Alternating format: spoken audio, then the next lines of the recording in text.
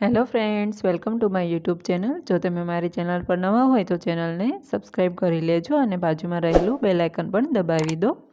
તો આજે આપણે બનાવીશું એકદમ હેલ્ધી અને ટેસ્ટી એવા ખજૂર ડ્રાયફ્રૂટના લાડુ, જેને શિયાળામાં ખાવા ખૂબ જ ફાયદાકારક છે। તેમજ આપણે તેને કોઈપણ પ્રકારની ખાંડ કે ગોળ વગર બનાવીશું। શુગર ફ્રી લાડુ એકદમ ટેસ્ટી બને છે। તો ચાલો તેને બનાવવાનું શરૂ કરીએ। તો સૌપ્રથમ મેં અહીંયા 250 ગ્રામ જેટલો ખજૂર લઈ લીધો છે અને આ રીતના ચપ્પુની મદદથી આપણે અંદર રહેલો ઠળિયો કાઢી લઈશું। તો આ જ રીતે આપણે બધા જ ખજૂરમાંથી ઠળિયા કાઢી લીધા છે। હવે ત્યારબાદ આપણે તેને નાના પીસીસમાં કટ કરી લેવાનો છે। તો તમે વિડીયોમાં જોઈ શકો છો તેમ ચપ્પુની મદદથી આપણે તેને નાની કટકીમાં કટ કરી લઈશું। મેં અહીંયા બજારમાં જે થોડો પોચો ખજૂર આવે છે તેની પસંદગી કરી છે, પરંતુ જો તમારી પાસે કડક ખજૂર આવે તે હોય તો તમે તેને મિક્સર જારમાં પેસ્ટ પણ બનાવી શકો છો। પરંતુ તમે જો આ રીતના પોચા ખજૂરની પસંદગી કરશો તો તેનું રિઝલ્ટ એકદમ સરસ મળે છે અને તેના લાડુ ઇઝીલી વાળી શકાય છે। તો મેં આ બધા જ ખજૂરને આ રીતના નાની કટકીમાં કટ કરી લીધો છે। હવે ગેસ પર એક કડાઈ ગરમ મૂકીને તેમાં 3 થી 4 ચમચી જેટલું સૂકું કોપરું કે નાળિયેરનું છીણ એડ કરી દઈશું અને આપણે તેને સારી રીતે રોસ્ટ કરી લેવાનું છે। અહીંયા આપણે ટોપરાને વધારે પડતું શેકવાનું નથી, તેમાં રહેલો મોઇસ્ચરનો ભાગ બળી જાય અને આ રીતના થોડું વ્હાઈટ જ રહે તે રીતના શેકીશું, તેને બ્રાઉન કલરનું નહીં કરીએ। તો અહીંયા લગભગ 1 થી 1.5 મિનિટમાં જ ટોપરું સારી રીતે શેકાઈ ગયું છે। તો આપણે તેને એક વાસણમાં કાઢી લઈશું। અહીંયા ટોપરું એડ કરવું બિલકુલ ઓપ્શનલ છે, પરંતુ ટોપરું એડ કરવાથી લાડુ એકદમ સરસ હેલ્ધી બને છે। તો અહીંયા ટોપરાને કાઢી લીધા બાદ ફરીથી એ જ કડાઈમાં 1 ચમચી જેટલું ઘી એડ કરીશું। અહીંયા ઘી થોડું જામેલું છે, તેથી તેને મેલ્ટ થવા દઈશું।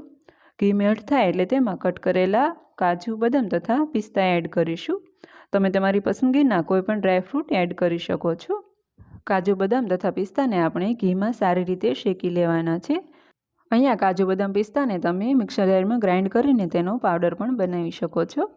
ત્યારબાદ તેમાં લગભગ 2 ચમચી જેટલા મગજતરીના બીજ એડ કરીશું, જે બિલકુલ ઓપ્શનલ છે અને તે તમને ઇઝીલી કોઈપણ કરિયાણાવાળાની દુકાને ઇઝીલી મળી જશે।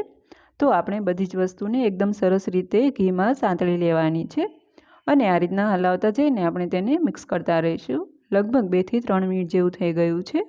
તો આપણે ડ્રાયફ્રૂટને એક વાસણમાં કાઢી લેવાના છે। તો મેં આ બધા જ ડ્રાયફ્રૂટને એક વાસણમાં કાઢી લીધા છે અને તમે જોઈ શકો છો થોડું ઘી વધ્યું છે। ત્યારબાદ આપણે ઉપરથી પણ થોડું 1 ચમચી જેટલું ઘી એડ કરીશું અને તેને મેલ્ટ થવા દઈશું। તો અહીંયા ઘી સારી રીતે ઓગળી ગયું છે। તો આપણે જે ખજૂર કટ કરીને તૈયાર કરી રાખ્યો હતો તેને એડ કરી દઈશું। અહીંયા ખજૂર તથા ડ્રાયફ્રૂટની પસંદગી તમે તમારા ટેસ્ટ પ્રમાણે વધારે કે ઓછી કરી શકો છો। ખજૂરને ઘીમાં એડ કરી દીધા બાદ આપણે આ રીતના ચમચાની મદદથી તેને મિક્સ કરતા રહેવાનું છે। તે ઘીમાં જેમ જેમ સંતળાશે તેમ તેની પેસ્ટ બનવાની ચાલુ થઈ જશે। તો લગભગ 2 થી 3 મિનિટ જેવું થયું છે, તમે જોઈ શકો છો તેની સારી રીતના પેસ્ટ બનવાની તૈયાર થઈ ગઈ છે। આપણે સતત તેને આ રીતના મિક્સ કરતા રહીશું। લગભગ 5 થી 6 મિનિટ બાદ તમે જોઈ શકો છો ખજૂર સારી રીતે મેશ થઈ ગયો છે। ત્યારબાદ આપણે જે ડ્રાયફ્રૂટ સાંતળીને તૈયાર કરી રાખ્યા હતા તે એડ કરી દઈશું। સૂકા કોપરાનું છીણ પણ એડ કરી દઈશું। અહીંયા સૂકા કોપરાના છીણની ક્વોન્ટિટી પણ તમે તમારા ટેસ્ટ પ્રમાણે વધારે કે ઓછી કરી શકો છો। હવે આપણે બધી જ વસ્તુને સારી રીતે મિક્સ કરી લેવાની છે। ખજૂર ઘીમાં સંતળાયા બાદ તે થોડો સ્ટીકી થઈ જશે, પરંતુ આપણે તેને આ રીતના સારી રીતે મિક્સ કરી લેવાનો છે। તો મેં અહીંયા બધી જ વસ્તુને સારી રીતે મિક્સ કરી લીધી છે, તમે જોઈ શકો છો। તો આપણું ખજૂર લાડુનું મિશ્રણ રેડી થઈ ગયું છે। તમે એને ડીશમાં પાથરીને તેના ચોરસ પીસીસમાં પણ કટ કરી શકો છો, પરંતુ આપણે તેના લાડુ બનાવીશું તો તેના માટે મેં અહીંયા હથેળીમાં થોડું ઘી લગાવી દીધું છે, જેનાથી લાડુ વાળવામાં સરળતા રહે। ત્યારબાદ તમારે જેટલી સાઇઝના લાડુ વાળવા હોય તેટલું મિશ્રણ લઈને તેને આ રીતના લાડુનો શેપ આપી દેવાનો છે। તો મેં અહીંયા વધારે પડતા નાના પણ નહીં તથા મોટા પણ નહીં, તે રીતના મીડિયમ સાઇઝના લાડુ વાળીને તૈયાર કરી લીધા છે। તમને હજુ પણ એક લાડુ બનાવીને બતાવું, તો તમે જોઈ શકો છો તેમ આપણે જેટલી સાઇઝના લાડુ રાખવા હોય તેટલું મિશ્રણ લઈને આ રીતના બે હથેળીની વચ્ચે તેના લાડુ વાળી લેવાના છે।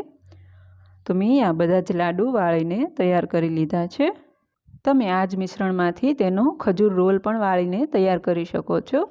હવે આપણા લાડુ ઉપરથી પણ એકદમ સરસ દેખાય તેના માટે મેં અહીંયા લગભગ 2 ચમચી જેટલું ખસખસ એક વાટકીમાં લઈ લીધું છે અને આપણે હવે લાડુને તેને આ રીતના ખસખસથી કોટ કરી લેવાનું છે। તમે ખસખસને જ્યારે મિશ્રણ બનાવો છો ત્યારે તેની અંદર પણ એડ કરી શકો છો, પરંતુ હું અહીંયા તેને લાડુમાં કોટિંગ કરી લઉં છું। તમે અહીંયા ખસખસની જગ્યાએ લાડુને કોપરાના છીણથી પણ કોટ કરી શકો છો. બંનેમાં તે એકદમ ટેસ્ટી લાગે છે અને બંને વસ્તુ બિલકુલ ઓપ્શનલ છે. તમે કોઈપણ પ્રકારના કોટિંગ વગર પણ લાડુને બનાવીને તૈયાર કરી શકો છો.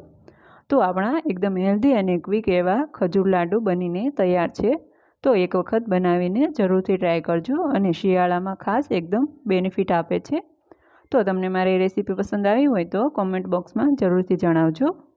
તેમજ વિડીયોને લાઇક કરો, શેર કરો, કમેન્ટ કરો અને મારી ચેનલ કાજલ્સ કુકિંગને સબસ્ક્રાઈબ કરવાનું ભૂલતા નહીં. સાથે સાથે ઇન્સ્ટાગ્રામ પર પણ ફોલો કરો, જેની લિંક ડિસ્ક્રિપ્શન બોક્સમાં